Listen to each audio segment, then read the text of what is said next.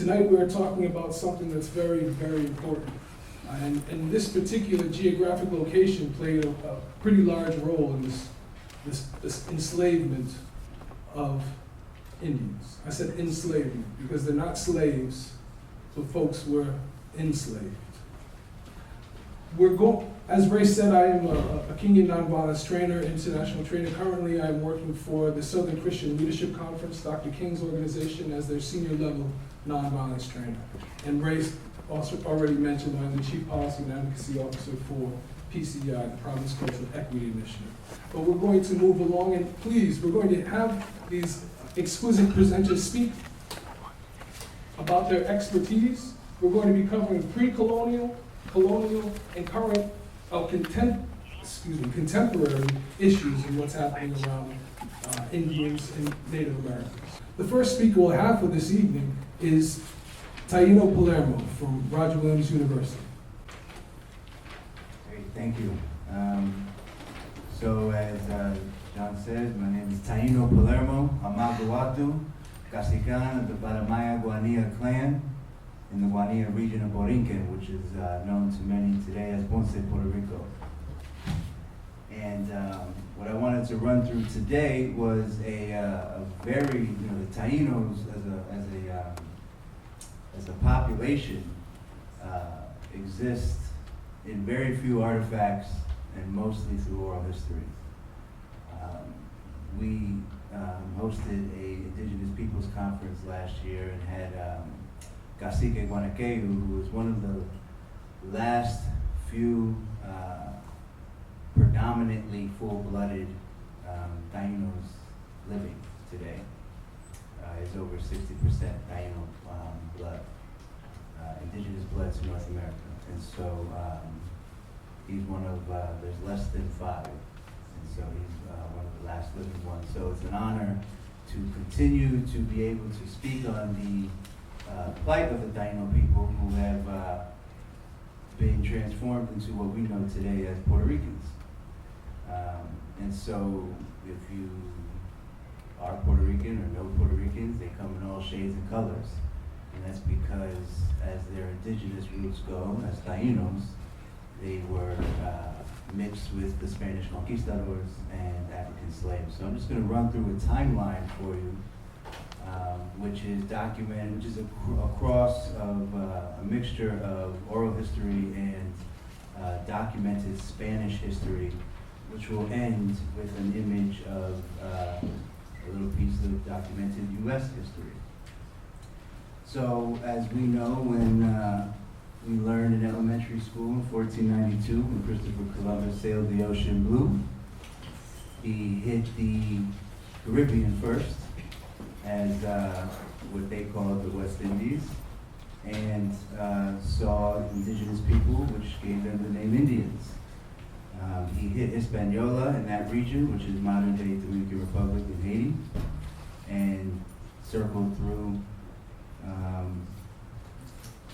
modern-day Puerto Rico, Cuba, and southern Florida, all of which is what the Tainos inhabited. So they inhabited the Caribbean region as well as southern Florida.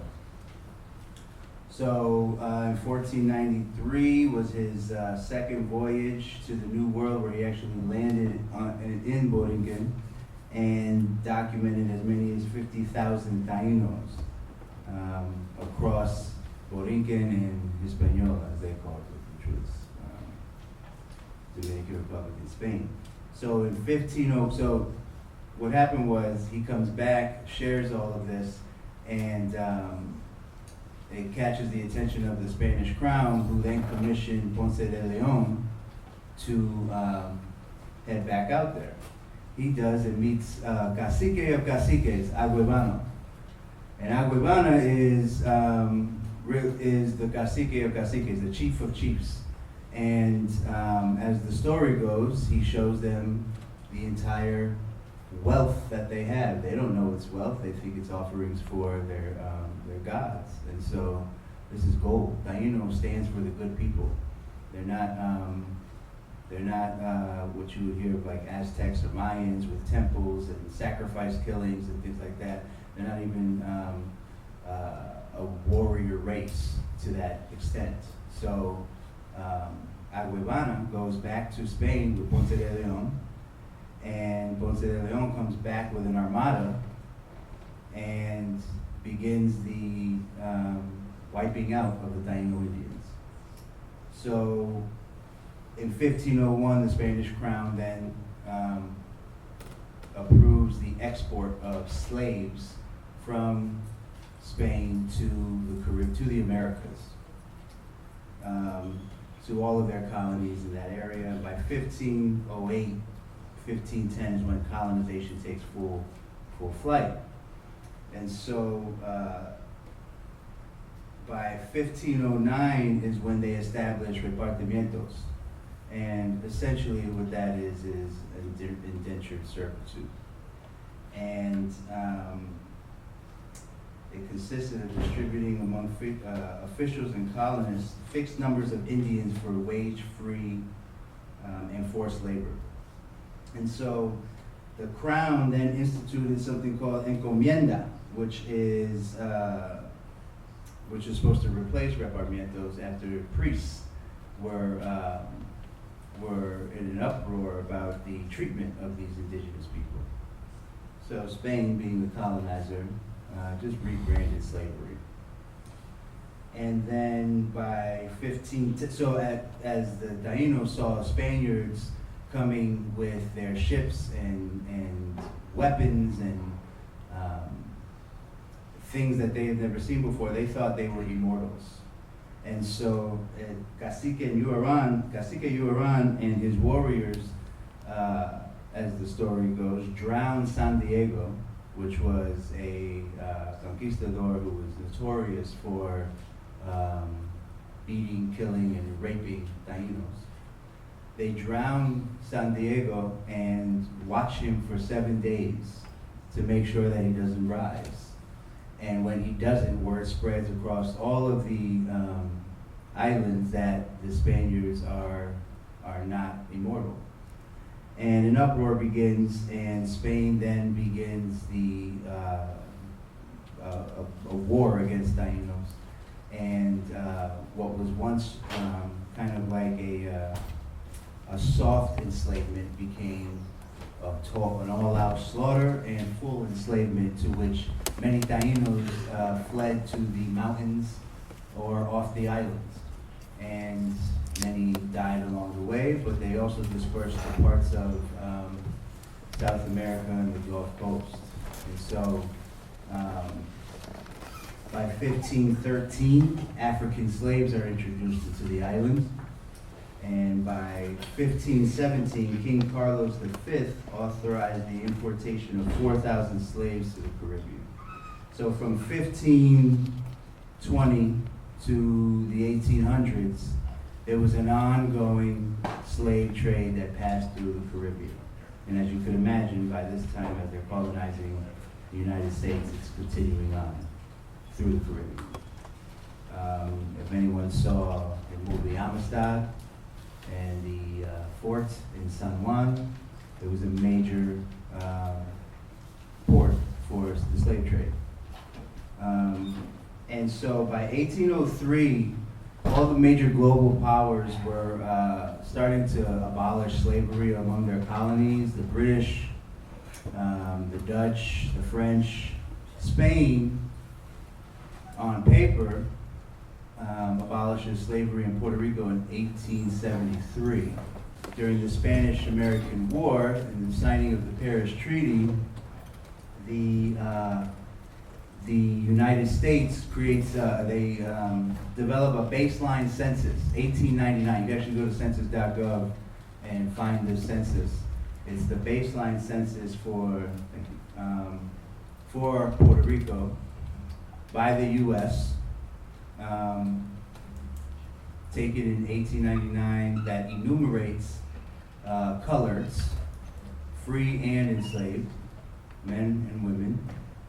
And so at some point in time, there was an agreement to adhere to the abolishment of slavery, but obviously there wasn't at the U.S. as they start enumerating individuals in Puerto Rico are now, they're documenting slaves there, and colored slaves. So what's also interesting about the 1899 census of Puerto Rico is that they also validate the existence of Aborigines. So they mention in this census that Spain, for a long time, was boasting about the genocide and the wiping out of the Tainos. Yet, what the census says is that there are captains who are scouring the land as they start colonizing and taking over and finding Aborigine, this is a quote, Aborigine-looking people with wide noses, flat in the front and back, who are, who must be Aborigines and disproving the claim of Spanish census, because Spain kept census as well. So that was Spain tried to establish the paper genocide of Aborigines by just calling them dark slaves, and the US, creating a baseline census, references Aborigines as people in the mountains in 700 or 800 numbers, but anyone who was of a darker complexion was either white or colored. There was no acknowledgement of Aborigines or Indians, Tainos in particular, after that census. They then become Puerto Ricans. And so the classification begins that way and continues to today. So that is what we know through documentation and oral history of the enslavement of the Tainos, who have become modern day Puerto Ricans today. Thank you.